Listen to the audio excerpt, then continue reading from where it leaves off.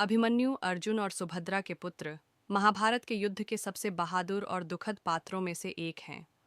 वह एक असाधारण योद्धा थे जिन्होंने कम उम्र में ही अद्भुत वीरता का परिचय दिया। उनकी कहानी, खासकर चक्रव्यूह की घटना, आज भी साहस और बलिदान का प्रतीक मानी जाती है। महाभारत के युद्ध के 13वें दिन कौरवों के सेनापति द्रोणाचार्य ने एक शक्तिशाली और अभेद्य चक्रव्यूह की रचना की।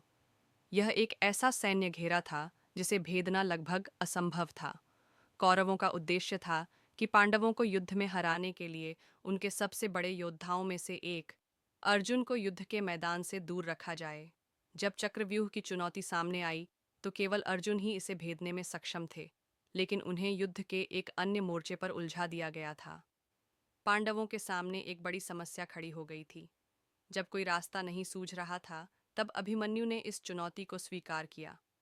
उन्होंने अपनी मां सुभद्रा के गर्भ में ही चक्रव्यूह में प्रवेश करने का तरीका सीख लिया था, जब अर्जुन उन्हें यह ज्ञान दे रहे थे।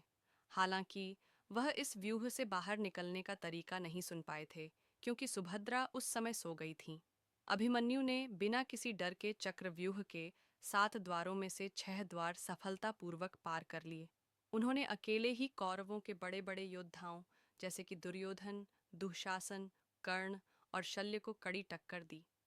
उनकी वीरता और युद्ध कौशल को देखकर कौरव सेना हैरान रह गई। अभिमन्यु ने अकेले ही कौरवों की सेना में हाहाकार मचा दिया था। जब कौरवों ने देखा कि वे सीधे युद्ध में अभिमन्यु को नहीं हरा पा रहे हैं, तो उन्होंने अधर्म का सहारा लिया। द्रोणाचार्य के कहने पर कर्ण ने अभिमन्यु के रथ के घोड़ों को मार डाला और उसके धनुष की प्रत्यंचा काट दी।